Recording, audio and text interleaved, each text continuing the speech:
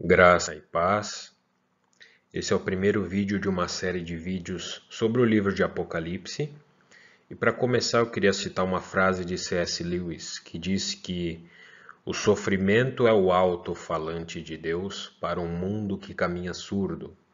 E também no livro de Jó diz que quando o homem está em sofrimento, aí então ele para ouvir. Vamos orar. Senhor,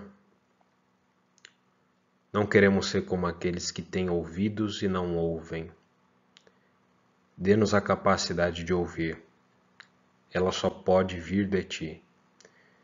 Dê-nos ouvidos atentos à tua palavra, ouvidos que ouvem aquilo que o Senhor mesmo está falando através da tua palavra. Queremos olhar para homens ou qualquer outra coisa, nos distrair. Queremos olhar apenas para ti, na tua palavra. Dê-nos entendimento sobre esse livro e também nos dê espírito de sabedoria, revelação, entendimento espiritual para não só ouvir, mas também saber como aplicar estas palavras na nossa vida para podermos nos preparar para o teu encontro, Senhor. Esse é o nosso objetivo, essa é a nossa meta, é em função disso que vivemos, Senhor. No nome de Jesus, amém. Bom, como foi dito, esse é o primeiro vídeo de uma série de vídeos sobre o livro de Apocalipse e ainda esse vídeo ele tem um caráter introdutório. Então a gente poderia até colocar como título dele a consumação de todas as coisas, né? Ou como caráter introdutório desse vídeo. Outra questão ainda antes de iniciar que ao interpretar o livro de Apocalipse, eu não pretendo ter a última palavra, mas estou aberto a mais luz da parte de Deus e de seu corpo. Todo o conteúdo mencionado, tudo aquilo que vai ser falado durante essa série, não provém de mim mesmo, provém do corpo de Cristo ao longo desses seus mais de 2000 anos. A principal intenção dessa série de vídeos é produzir reflexões para o povo de Deus e a sua preparação para a segunda vinda de Jesus Cristo. E que isso também sirva de testemunhos para os homens do nosso tempo e, se o Senhor quiser, também para as gerações futuras. Bom, vamos começar. Começar pela palavra Apocalipse, que dá nome ao livro. Essa palavra é uma palavra grega. O livro de Apocalipse também foi escrito em grego. Essa palavra significa revelação ou desvelar. Remover o véu é o que significa revelação. No idioma inglês, né, tá revelation, que daria um nome mais adequado, né? Mas enfim, Apocalipse é um livro que se trata de profecias, dentre outras coisas, mas há muitas profecias no livro de Apocalipse. O caráter da Bíblia toda é de ter pelo menos 30% de profecias, e o livro de Apocalipse é um livro que, em sua maioria, contém profecias, né? Há muitas escolas de interpretação cristã que fazem de tudo para ignorar, esconder, escamotear as profecias bíblicas, mas a Bíblia toda são 30% de profecias, é algo que não dá para ignorar.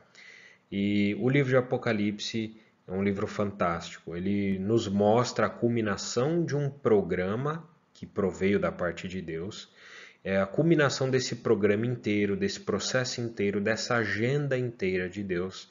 Esse programa, esse processo, ele não se inicia, obviamente, no livro de Apocalipse, mas se inicia no livro de Gênesis, o primeiro livro da Bíblia.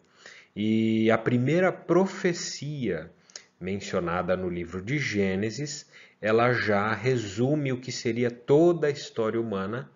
Ela encontra eco em toda a história humana, inclusive em toda a Bíblia, e no livro de Apocalipse é revelada de maneira mais clara essa primeira profecia que está lá no livro de Gênesis. Então essa profecia ela se desenvolveu por toda a Bíblia e toda a história, ela se consuma no livro de Apocalipse. Que profecia é essa? Do que você está? Essa profecia ela fala da batalha histórica entre as duas sementes.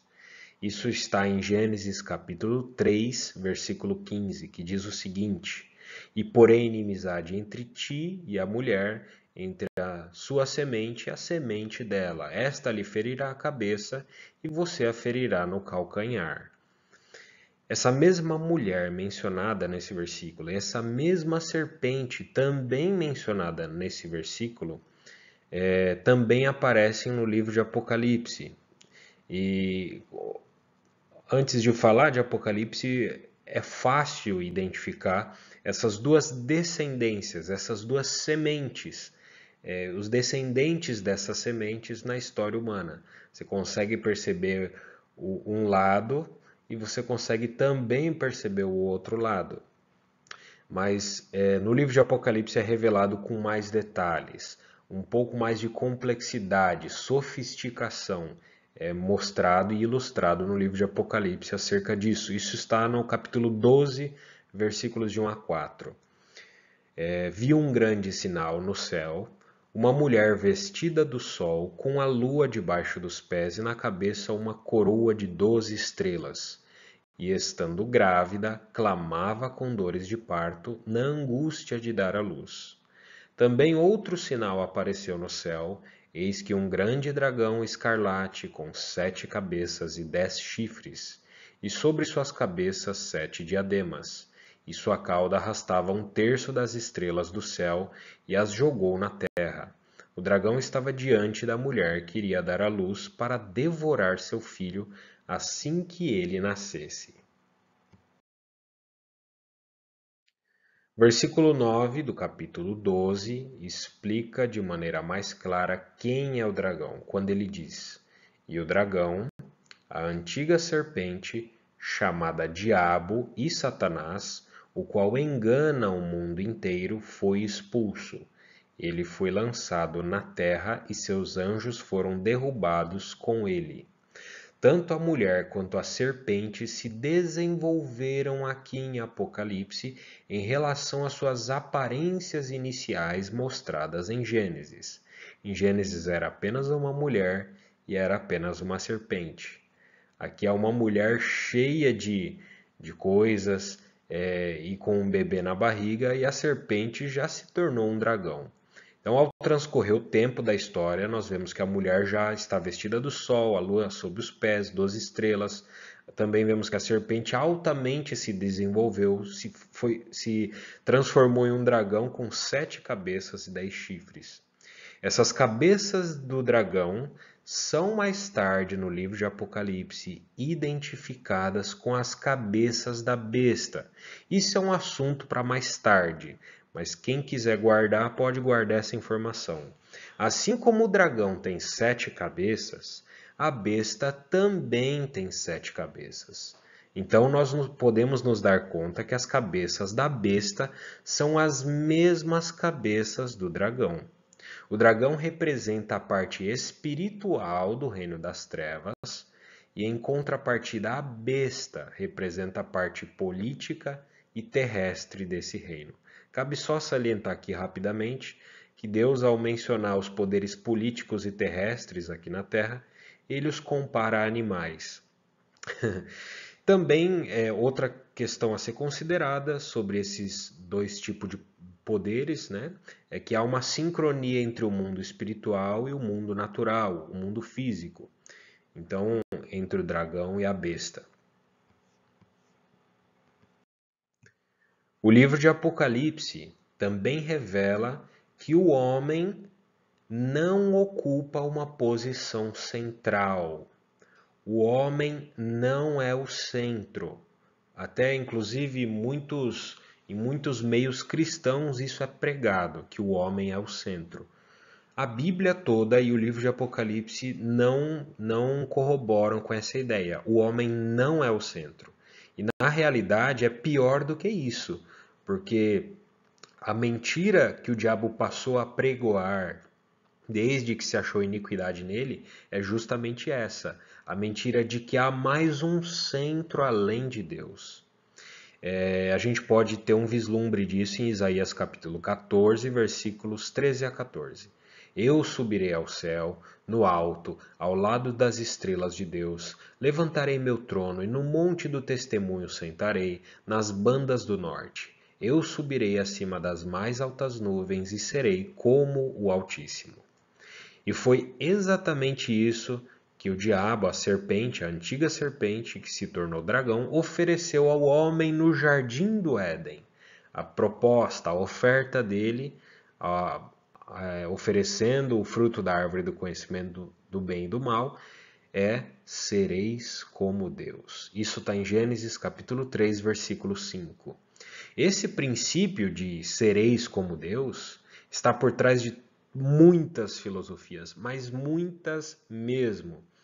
Muitas mitologias, muitas religiões e muitas rebeliões que aconteceram na história humana. Muitos levantes tinham essa ideia, esse princípio por trás. Isso é precisamente o que está por trás da filosofia evolucionista, por exemplo, do homem se autodesenvolver até se tornar a expressão final da divindade. Mas a divindade já nos dias de hoje não é mais chamada de Deus, nem identificada com ele, mas, por exemplo, com a natureza. Tem gente que está adorando a Mãe Terra já nos nossos dias. Como no panteísmo, né, a ideia de que tudo é Deus. Essa também é a filosofia do esoterismo, do gnosticismo, do cabalismo, do hermetismo, da maçonaria e da nova era. Não há conceito de graça nessas coisas. Há conceito de mérito e você se tornar alguém melhor, você evoluir através dos seus próprios esforços. Você não precisa de um salvador, pois você mesmo é o seu próprio salvador. É essa a ideia que está por trás. Todo esse princípio é o mesmo da serpente. Sereis como Deus, conhecendo o bem e o mal. Isto é, você ocupará o lugar central. Essa foi exatamente a sensação que o diabo difundiu. Em Romanos capítulo 1, versículos 21 a 23, Paulo expressa isso de maneira bela e magistral, toda essa questão. Pois tendo conhecido a Deus, não o glorificaram como Deus, nem lhe agradeceram, mas foram inchados em seus raciocínios e seus corações tolos se obscureceram. Professando ser sábios, tornaram-se loucos e mudaram a glória do Deus incorruptível em semelhança da imagem do homem corruptível, bem como de aves, de quadrúpedes e de répteis. Os homens adoraram a natureza, animais também, inclusive, seres híbridos. Se você pegar a história de reinos não muito distantes, aqui na América Latina, maias, incas, astecas, olmecas, civilizações pré-colombianas, você vê que havia adoração de seres meio felinos, meio homens, civilizações do Antigo Egito, do Antigo Império Romano, babilônicos e por aí vai. Todas essas civilizações adoravam formas da natureza, seres híbridos, e também a gente pode citar a adoração do próprio homem. O homem sendo adorado pelo próprio homem. Isso a gente vê na figura, por exemplo, de imperadores, que eram tanto sacerdote como reis. E em muitas religiões, inclusive atuais, nós vemos esse tipo de adoração pervertida e corrupta. Seres que não são dignos de adoração sendo adorados.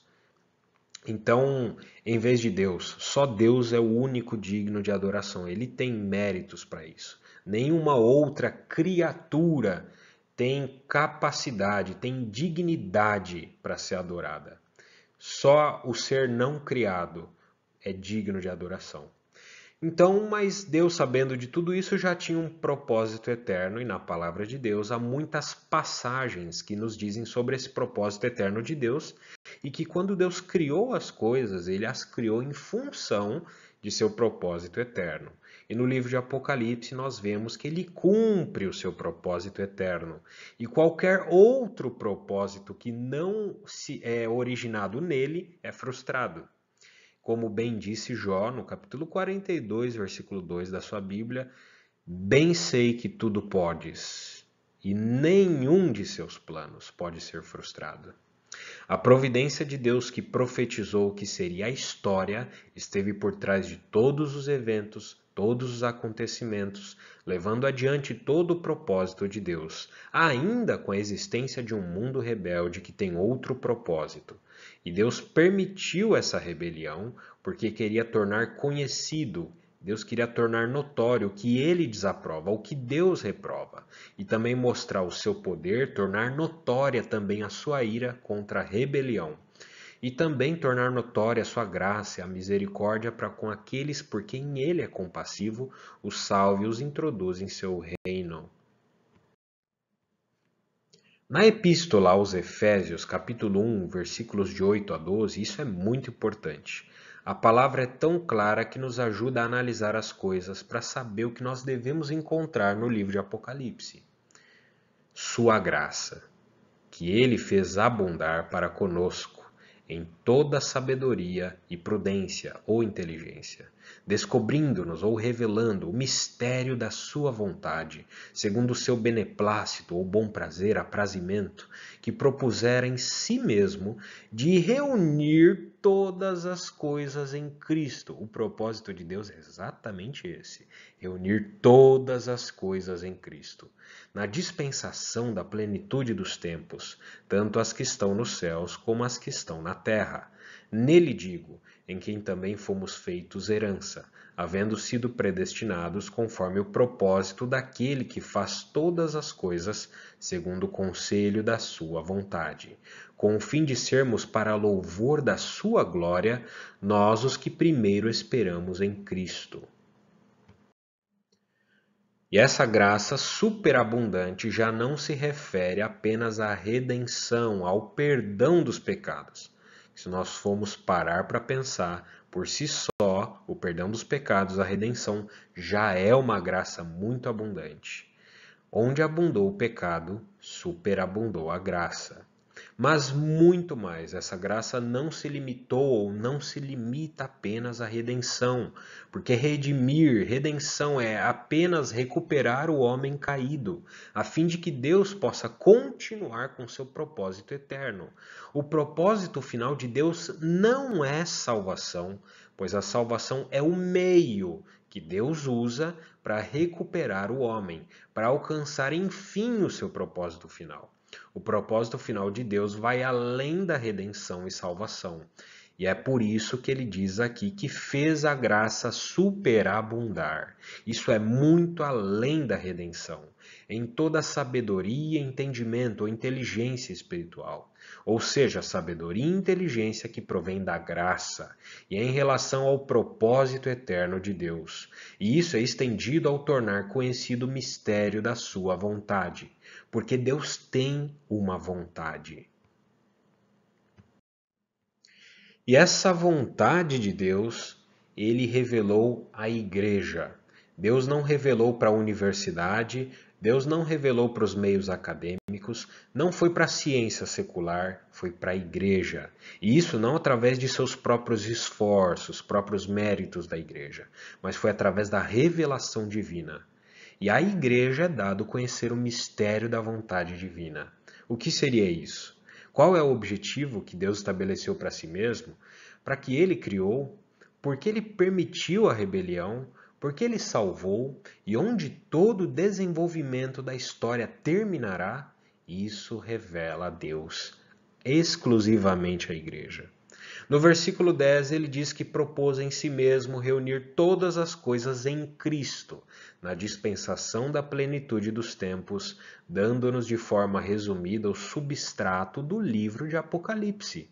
Porque o livro de Apocalipse é a consumação do plano de Deus.